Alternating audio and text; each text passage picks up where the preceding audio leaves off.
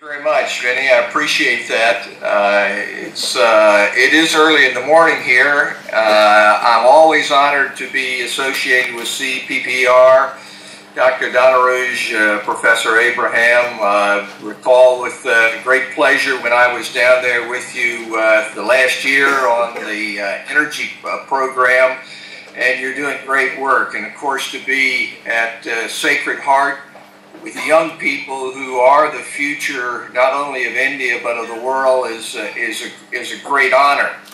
And of course, to be in the same program with Ambassador Srinivasan is always a pleasure, although a bracing one, I might add. And of course, Vincent and I have chatted this morning, and he's a great addition as well.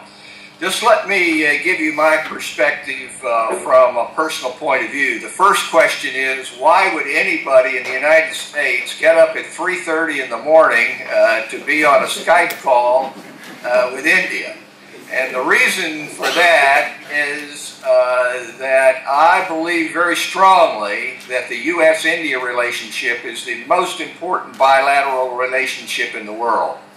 We have similar interests, we have similar values, and if these two great democracies can't cooperate on world problems, then there's very little hope.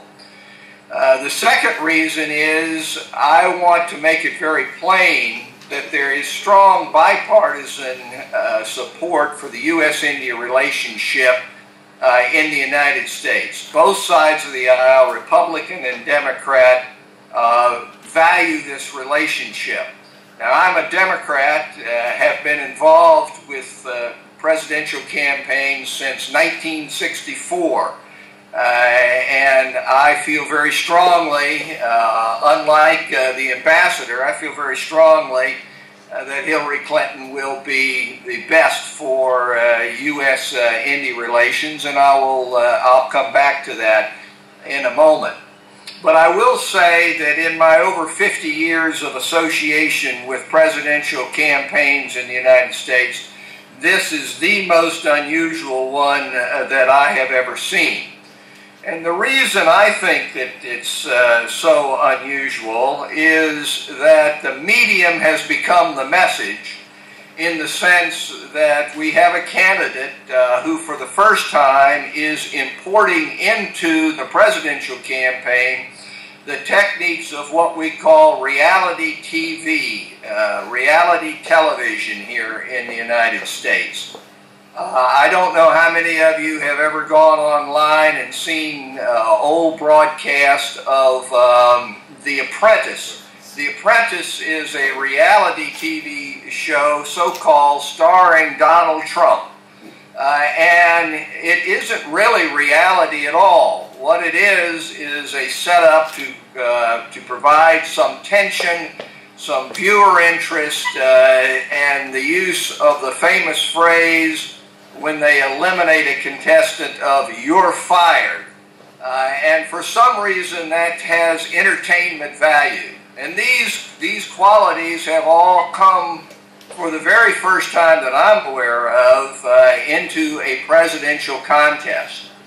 And they have found a great purchase and a greater acceptance in the American electorate than you might think. One, because it's entertaining, but because he's also tried to tap into an anxiety about immigration to the United States and what has happened to the American middle class, and particularly the American white Christian middle class.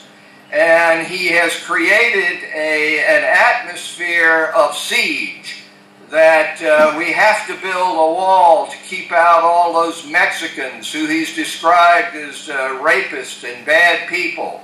That we have to withdraw from NATO commitments and commitments to Japan if those foreigners don't pay their fair share. Now, unfortunately, these themes tap into some of the darker side of American democracy. I want to say, of course, that these darker themes are not unique to the United States. India has its own darker themes in terms of being concerned, a portion of the populace being concerned about people who may not have the same religious views or may not have the same ethnic backgrounds. Unfortunately, this comes at a time where there are people in the United States who are still suffering from the Great Recession. And even though there are many figures and statistics that show the United States has recovered from the Great Recession, there is still economic anxiety. And so these themes prey upon that. The other thing which is completely unique, it seems to me, about this election is that there is a great against factor. People more concerned about who they are against, the negatives for both the candidates. For Donald Trump and Hillary Clinton are sky high.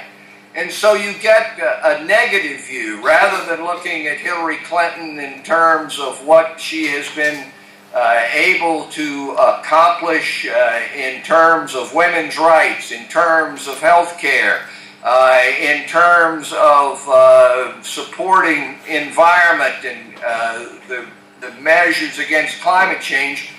Those things have been swept aside in terms of, I don't like this about a presentation, or I don't like that about a candidate.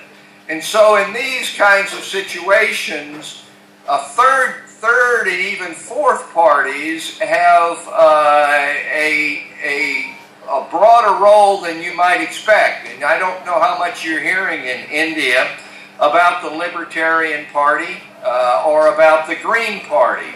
They're polling Libertarians 7 to 8% of the likely voters. Green Party 1 or 2%. But just as we saw in 2000 with Ralph Nader, a very small relative percentage can have a great impact.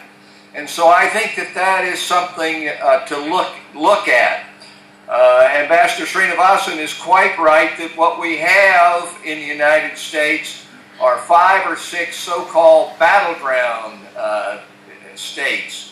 I happen to be in one of them. I'm in Virginia, as is Vincent. And I was served 3 terms in the legislature in Virginia. And this is a state which has gone from a very conservative Republican voting record in presidential politics to voting for President Obama twice in the last 2 times. And so it's very close here. And if you want to know an outcome, don't look at the overall national polls. You have to look at these battleground states because we have an electoral college. This is not a popular vote in which the one that gets the greatest percentage is going to win. Another message that I want to get across is that this is a crisis for American democracy, but it's not a crisis which is greater than other crises that this great democracy has overcome. If we could survive Richard Nixon and Watergate, if we could go through Vietnam, and come out stronger, there is something to this democracy. And I might say the same for Indian democracy. You've had your emergency. You've had great kinds of problems. But democracy has a way of being able to overcome these problems and be able to move forward and come back stronger. This is unlike a system such as you have in China, where the pressures build up and there is no outlet for them, and you do not know how it's going to come about. I would like to say something in regard to the Democratic Party and India. It is true that on the Democratic watch, India tested in terms of nuclear matters. Hello? But it is also the case that that it was President Clinton who started in terms of presidential trips and in terms of being able to go forward. So I'll end there with my statement and just say again how glad I am to be with you.